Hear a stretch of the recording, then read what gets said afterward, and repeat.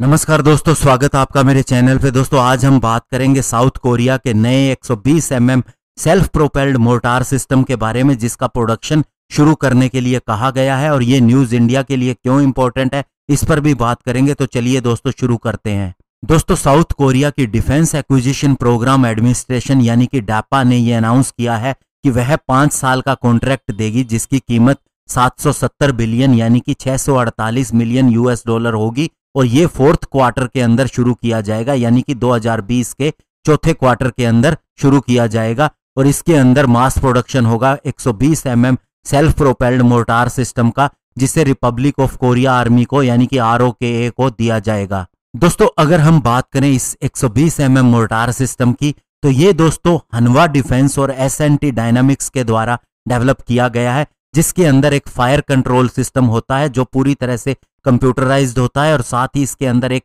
Semi automatic loading system भी लगा होता है। और इसकी वजह से दोस्तों इसको ये कैपेबिलिटी मिल जाती है कि ये मोर्टार क्रू को अनेबल बनाता है कि वह अलग अलग तरह के मोर्टार बम को एक सस्टेन्ड वे के अंदर यानी लगातार फायर कर सकते हैं, जिसकी रेंज 3 राउंड पर मिनट से लेके 10 राउंड पर मिनट तक रहती है और ये 3 मिनट के लिए लगातार फायर किया जा सकता है। और जहां तक दोस्तों बात है कि ये काम कैसे करता है, तो इसके अंदर दोस्तों जो फायर करने के लिए सिस्टम लगा होता है वो एक ऐसे प्लेटफॉर्म पे लगा होता है जो घूम सकता है और 360 डिग्री के एंगल के ऊपर कवरेज देता है, यानी कि चारों तरफ घूम के फायर कर सकता है। और इसके अलावा ये 45 से 70 डिग्री के एंगल पर ऊपर नीचे भी जा सकता है, यानी कि इसकी गन चारों तरफ तो घूमती ही है और ऊपर नीचे भी 45 से 70 डिग्री के कोण पर जा सकती है। और इससे दोस्तों ये टारगेट के ऊपर 8 किलोमीटर तक फायर कर सकता है एक्सटेंडेड हाई एक्सप्लोसिव प्रोजेक्टाइल की मदद से। और इसके अलावा अगर इसके रॉकेट असिस्टेड प्रोजेक्टाइल की बात की जाए तो इसकी रेंज 13 किलोमीटर तक हो जाती है।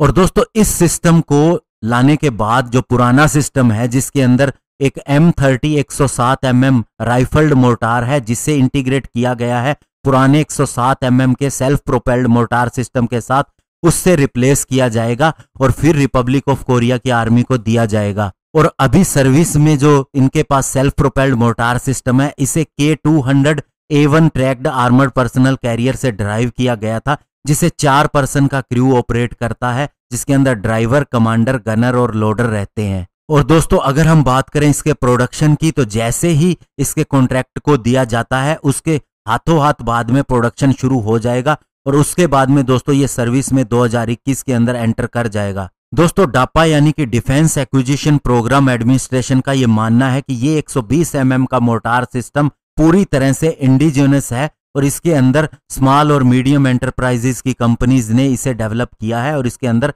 टेक्नोलॉजी लाई है और इसके अंदर एक्सपोर्ट का भी पोटेंशियल है। और अब दोस्तों अगर हम बात करें कि इंडिया के लिए ये खबर कैसे महत्वपूर्ण है, तो दोस्तों सबसे पहले आपको बता दें कि इंडिया ने इससे पहले रिपब्लिक ऑफ कोरिया यानी कि साउथ कोरिया से ही K9 वज्रा तोप को बनवाया है, यानी कि उसकी टेक्नोलॉजी ली है। हालांकि वो इंडिया के अंदर ही बनाई गई है और उसके अंदर भी हनवा डिफेंस और L&T शामिल है, लेकिन दोस्तों उसके अंदर पूरी तरह से टेक्नोलॉजी ट्रांसफर हुई है। और चूंकि दोस्तों अब ये नया जो मोर्टार सिस्टम लाया जा रहा है ये भी बहुत इफेक्टिव माना जा रहा है और इंडिया को भी ऐसे सिस्टम की जरूरत है, तो ऐसे में हम पुराने एग्रीमेंट को आगे बढ़ा सकते हैं और उसके बाद में ये हाथों हाथ इंडिया को भी मिल सकता है। या ये भी हो सकता है कि जैसे ही इसका प्रोडक्शन शुरू होगा साउथ कोरिया के अंदर, तो हनवा जिसने कि K9 वज्रा के अंदर इंडिया की मदद की है, आगे L&T के साथ मिलकर इसी का प्रोडक्शन हाथों हाथ यहीं पे शुरू कर सकती है। तो ऐसे में दोस्तों दोनों देशों में ये पैरेलल भी चल सकता है, प्रोग्राम एक साथ भी चल सकता है।